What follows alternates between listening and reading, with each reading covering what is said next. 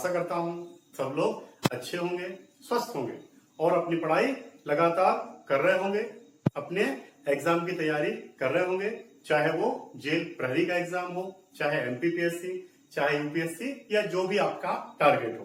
तो एक बहुत इंपॉर्टेंट टॉपिक हम पढ़ रहे हैं, फंडामेंटल राइट्स अर्थात मौलिक अधिकार। तो मौलिक अधिकार हम समता का अधिकार पढ़ चुके हैं, स्वतंत्रता का अधिकार भी हम पढ़ चुके हैं, उसके बाद शोषण का अधिकार भी हम पढ़ चुके हैं। जो हमारा आज का वीडियो है वो है कौन सा, धार्मिक स्वतंत्रता का अधिकार। तो मौलिक अधिकार की एक बार फिर से परिभाषा सुन लीजिए। मौलिक अधिकार का मतलब क्या होता है, वे अधिकार जो व्यक्ति को जन्म से ही प्राप्त हो जाते हैं और उन अधिकारों से व्यक्ति का क्या होता है, चहुमुखी विकास होता है। ये जो अधिकार है हमने किस देश के संविधान से लिए हैं, यूएसए के संविधान से लिए हैं।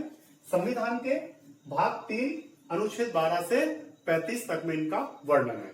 तो स्टार्ट करते हैं। हमारा मौलिक अधिकार कौन सा, चौथा, धार्मिक स्वतंत्रता का अधिकार। इसके पहले जिन विद्यार्थियों ने अभी तक इस चैनल को सब्सक्राइब नहीं किया है वो सब्सक्राइब करें, लाइक करें, शेयर करें, जिससे आपको नोटिफिकेशन प्राप्त होते रहें।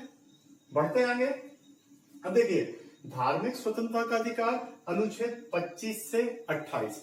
कभी कभी एग्जाम में मैंने आपको बताया था ये वाली चीज भी पूछ ली जाती है कि धार्मिक स्वतंत्रता का अधिकार किस अनुच्छेद से किसमें है, तो 25 से 28 में। बढ़ते हैं आगे। अनुच्छेद 25, अंतःकरण की स्वतंत्रता।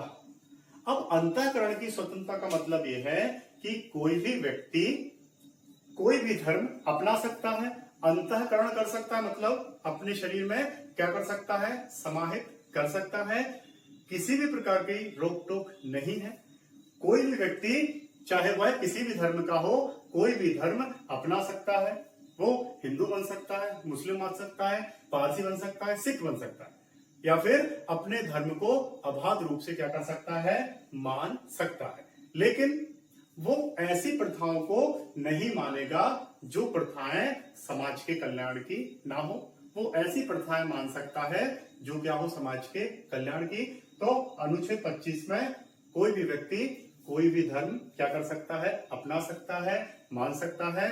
कोई भी व्यक्ति उसको जबरदस्ती नहीं कर सकता कि वो यह धर्म छोड़ दे और दूसरा धर्म अपना ले। तो ये है अनुच्छेद 25।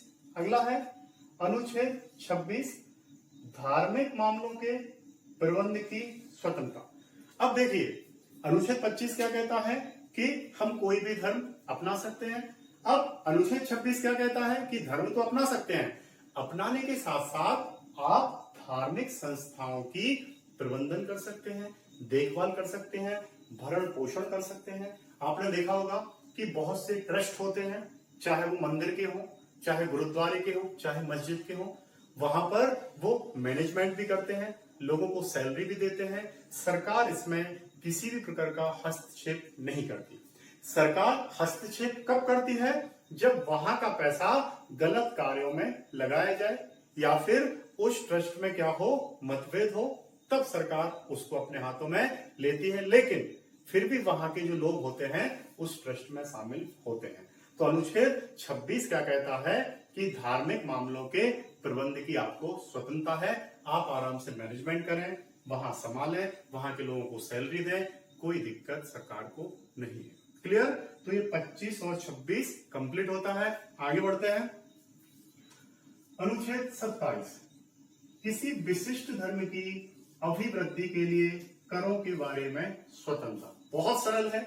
यहां आप ऐसा समझें कि राज्य किसी भी प्रकार का धार्मिक कर आपसे नहीं लेगा, अर्थात किसी एक धर्म की वृद्धि के लिए राज्य क्या नहीं लेगा, आपसे धार्मिक टैक्स नहीं लेगा। इसीलिए जब मैंने आपको संविधान की विशेषताएं पढ़ाई थी तो वहां पर मैंने आपको एक विशेषता पढ़ाई थी, धर्मनिरपेक्ष या पंथ निरपेक्ष। तो राज्य का कोई भी अपना धर्म नहीं है। राज्य सभी धर्मों के लोगों के साथ क्या करेगा, समान व्यवहार करेगा। तो राज्य अर्थात हमारा जो देश है वो किसी भी प्रकार का टैक्स नहीं लेगा किसी एक धर्म की वृद्धि के लिए या किसी भी धर्म की वृद्धि के लिए। क्लियर? तो यहाँ करों से हमें क्या दी गई है? स्वतंत्रता दी गई है। आपसे किसी प्रकार का धार्मिक टैक्स नहीं लगता। जब आपने हिस्ट्री पढ़ी होगी या अभी पढ़ रहे होंगे तो वहां पर आपने देखा होगा कि धार्मिक कर लिया जाता था। जजिया कर क्या लिया जाता था? धार्मिक कर के रूप में लिया जाता था। लेकिन अभी ऐसा कुछ भी नहीं है। आगे देखें अनुच्छेद 28, राजकीय शिक्षण संस्थाओं में धार्मिक शिक्षा निषेध। अब जो भी हमारे सरकारी संस्थाएं हैं, चाहे वो पूर्ण पोषित हों या अंश पोषित, वहां किसी विशेष धर्म की शिक्षा नहीं दी जाएगी। वहां पर किसी एक धर्म की शिक्षा नहीं दी जाएगी। वहां पर अगर दी जाएगी तो सभी धर्मों की शिक्षा दी जाएगी। सभी धर्मों के बारे में थोड़ा थोड़ा बताया जाएगा। जैसे हम पढ़ते हैं बौद्ध धर्म, सिख धर्म, जैन धर्म, हिंदू धर्म पढ़ते हैं, लेकिन वो कैसा होगा? समान रूप से होगा। किसी एक धर्म की शिक्षा नहीं दी जाएगी, धार्मिक शिक्षा नहीं दी जाएगी। तो ये है आपका अनुच्छेद 28 और इस प्रकार से 25, 26, 27, 28 आपका धार्मिक स्वतंत्रता का अधिकार कंप्लीट होता है। एक बार फिर से सुने, अंतःकरण की स्वतंत्रता, आप कोई भी धर्म मान सकते हैं। 26 धार्मिक मामलों के प्रबंध की स्वतंत्रता, आप वहां पर ट्रस्ट बना सकते हैं, मंदिर मस्जिद बना सकते हैं, वहां के मामलों का प्रबंधन कर सकते हैं, उनका मैनेजमेंट कर सकते हैं। क्लियर? आगे बढ़ते हैं। किसी विशिष्ट धर्म की अभिवृद्धि के लिए सरकार आपसे कोई टैक्स नहीं लेगी। 28 राजकीय शिक्षण संस्थाओं में धार्मिक शिक्षा नहीं दी जाएगी। क्लियर? तो ये आपका कंप्लीट होता है लेक्चर धार्मिक स्वतंत्रता का अधिकार। आशा करता हूं आप लोगों को पसंद आया होगा। तो कमेंट के माध्यम से जरूर अपनी प्रतिक्रिया दें और अगर कोई डाउट हो तो आप पूछ सकते हैं। इसके बाद जो अगला लेक्चर हमारा स्टार्ट होगा बहुत इंटरेस्टिंग होने वाला है।